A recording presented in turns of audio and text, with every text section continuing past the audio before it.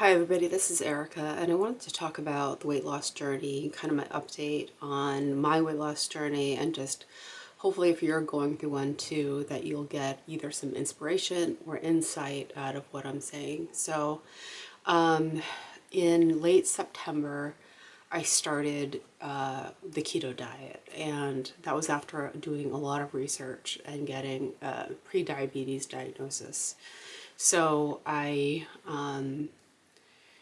not to go too far back into things that I've already mentioned in other videos, but I really didn't get any counseling from my doctor on what it was, whether it could be reversed, how it could have happened. I mean, we knew I was obese. I mean, and that's probably what she was thinking was this is pretty clear.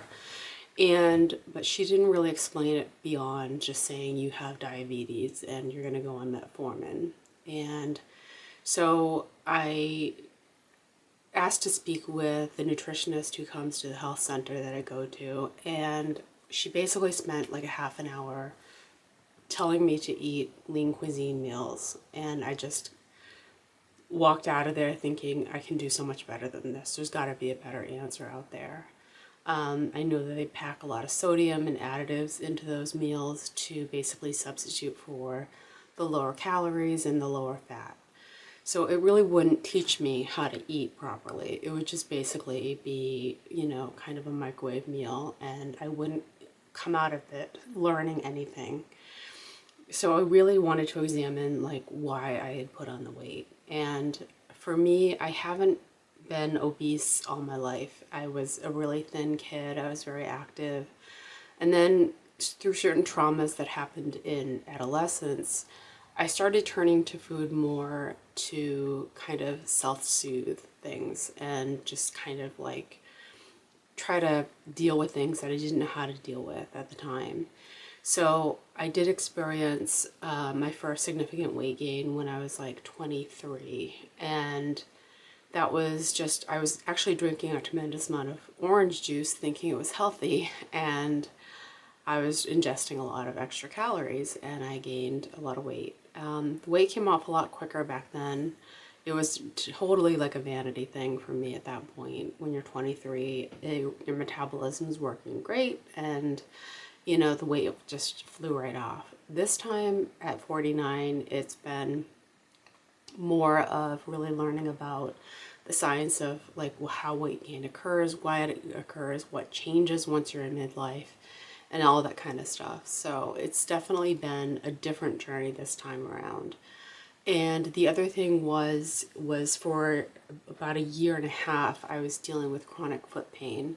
And the only way I knew how to deal with it was to just stay off my foot and be a really sedentary person. And that contributed to it probably about a 50-pound weight gain in a year. So I got significantly big, and it was to the point of just really feeling uncomfortable in clothing and just feeling uncomfortable in myself, period. And when the prediabetes struck, I actually could feel the blood sugar fluctuations, and it was scary. Like I would have to stop at work and tell them that I needed to go sit down for 5 minutes and just, eat something just to make it go away. But I still didn't really understand what was going on. So after doing a lot of research around prediabetes, insulin resistance, things like that, everything kind of kept pointing to keto, and I went on the keto diet, and I vowed it would be a clean keto diet. It would not be a lot of junk and substitutes and snack foods and things like that. It was just going to be whole foods, lots of vegetables, non-starchy vegetables, lots of lean meats, lots of fatty fish, all that wonderful stuff. And so the weight loss journey, even though it's taken me 5 months to lose 50 pounds, has not been smooth sailing the whole way. And I don't want to give the impression that everything's just gone smooth and life's perfect once you start to lose the weight. Your life is still your life. Your life is still there. Your problems are still there. One problem is being handled, but you still have your life and things still come up. And you're still going to have stressors, you're still going to have frustrations, you're still going to have weight loss plateaus, and those were all things that I experienced on the keto diet. It's while it's a great science, everyone's body is different, and how everyone's body reacts to it and things like that, it's going to be different. Keto may not be it for everyone. I'm not saying it is for everyone. Not everyone has insulin resistance. Not everyone has prediabetes, even if they're heavier. So it may just be cutting back on portions. It may be, working out more, things like that. So it hasn't been all smooth. And when I have to tackle things like, if I'm going out to eat with someone, how do I order off the menu that is as keto friendly as possible? And I don't really allow cheat days. I'm pretty strict with myself. So even if I go out to eat, I have to really think about, not ordering the carb. I basically will stick with maybe like salmon and something, on the side, but I stick to keto, and I stay pretty resolved. And I've been really resolved through this whole process. And that's one thing that I'd really advise someone who is going into a weight loss journey is you have to have your mind right going into the journey, or it's just not going to work. The minute you hit a frustration, the minute you kind of get sick of it, the minute you get a craving for something, it's just going to go downhill. So I really had to get my mindset right, and that meant being a more positive person. That meant looking at this from the standpoint of, I can actually turn this around. I'm going to turn it around. And I did. Within 3 months, I had reversed the prediabetes. So right now I'm still not pre-diabetic, but I am staying on keto, and I'd like to lose another 20 to 30 pounds more. So I lost 50 pounds so far, so that's considerable weight. And I'll show you some footage of myself from 5 months ago before I had started keto. And it's pretty dramatic when I kind of look at the old footage. I wouldn't allow myself to be in pictures when I was at my heaviest, but for some reason I was still filming myself. Whether I was uploading those videos or not, I don't think so. I did upload a few because I remember watching a few on my YouTube channel and being like, oh my gosh, I'm like really huge. But it just was kind of startling, like to look back even just 5 months ago and see how different things were, how much heavier I looked, and there was just, my facial structure was completely different. So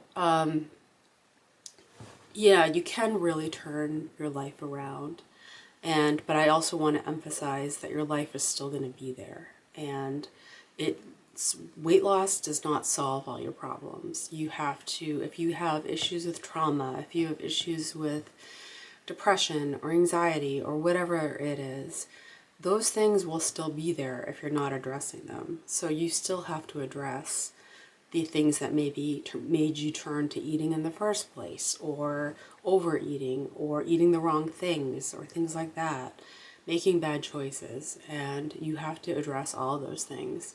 So my life didn't change completely. Did some people start to treat me differently? Yes. I think we do still live in a society where obese people are not treated very well. They do get a lot of judgment, and there's a lot of stigma around it, even though a large percentage of the population is heavy. We just have a very negative view and a very sort of borderline, just really unhealthy view of body image. And I could never imagine being a celebrity and dealing with any weight fluctuations, because the scrutiny you get as just a regular person is only a fraction of the scrutiny you would get as a celebrity. So what they're dealing with and what I'm dealing with are totally different, but people did start treating me differently.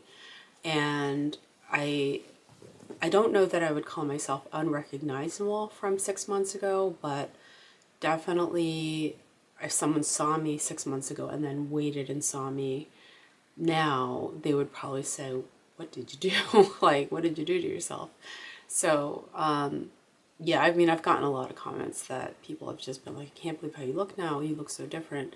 But it's just, it can't be all about that. It has to be about you doing it for yourself, not doing it for the validation of others, and not doing it to please someone else, or to try to impress someone else, or to impress other people. It can't be for that reason. It really has to be for your own sense of responsibility about your health. And that's really what I just kind of wanted to emphasize in this video. You can become another person in as little as 6 months, but it does take a lot of work, and it's still going to be you at the end of the day, at the end of that tunnel. So even when you've hit your goal weight, you know, you still are going to be that same person. If you don't deal with the insecurities or the anxieties or the depression or anything like that, those things are still going to be there for you. So deal with them as well. Don't just deal with the physical. And hopefully this video helps someone, and I will talk to you soon. Bye.